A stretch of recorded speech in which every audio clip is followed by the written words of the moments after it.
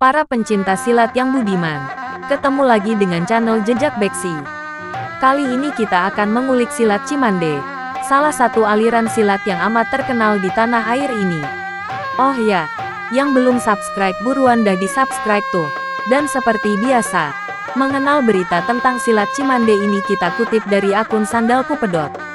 Silahkan menyimak untuk menambah wawasan dan pengetahuan kita tentang budaya tradisi kita seputar ilmu bela diri silat Cimande. Salah satu aliran pencak silat tertua yang telah melahirkan berbagai perguruan silat di Indonesia bahkan di luar negeri. Banyak versi yang menjelaskan tentang berdirinya pencak silat ini. Semua komunitas Maenpo Cimande sepakat tentang siapa penemu Maenpo Cimande. Semua mengarah kepada Abah Her. Abah dalam bahasa Indonesia berarti eyang. Tetapi yang sering diperdebatkan adalah dari mana Abah Her itu berasal dan dari mana dia belajar Maenpo. Menurut Bapak Rifai, seorang guru pencak silat Cimande Panca Sakti di Jakarta pada tahun 1993. Pencak silat aliran Cimande pertama kali diciptakan dari seorang kiai bernama Mbah Her. Mbah Her adalah seorang pendekar pencak silat yang disegani. Pada pertengahan abad ke-18 kira-kira tahun 1169, Mbah Her pertama kali memperkenalkan kepada murid-muridnya jurus silat. Oleh karena itu, ia dianggap sebagai guru pertama silat Cimande. Bahkan, pahlawan Betawi yaitu Si Pitung dipercaya juga berasal dari aliran perguruan silat ini. Diperkirakan jumlah anggota silat Cimande hingga saat ini mencapai 4,8 juta jiwa di seluruh Indonesia. Banyak versi sejarah tentang berdirinya silat Cimande. Salah satunya adalah versi yang berkembang di daerah Priangan Timur terutama meliputi daerah Garut dan Tasikmalaya dan juga Cianjur Selatan. Berdasarkan versi yang ini, Abah Her belajar silat dari istrinya. Abah Her diceritakan sebagai seorang pedagang dari Bogor sekitar abad 17 sampai abad 18 yang sering melakukan perjalanan antara Batavia, Bogor, Cianjur, Bandung, Sumedang, dan sebagainya. Dan dalam perjalanan tersebut dia sering dirampok. Itu terjadi sampai istrinya menemukan sesuatu yang berharga. Suatu waktu, ketika Abah Her pulang dari berdagang, dia tidak menemukan istrinya ada di rumah. Padahal saat itu sudah menjelang sore hari. Dan ini bukan kebiasaan istrinya meninggalkan rumah sampai sore.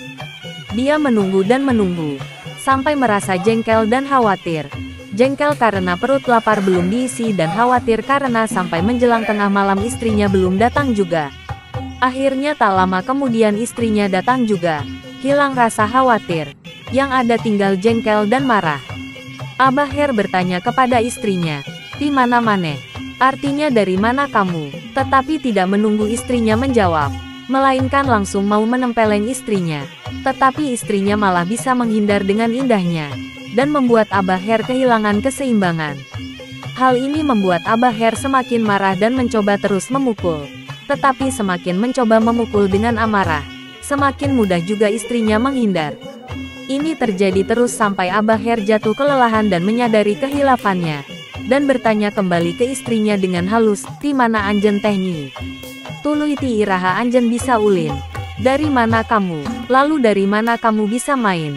Akhirnya istrinya menjelaskan bahwa ketika tadi pagi ia pergi ke sungai untuk mencuci dan mengambil air.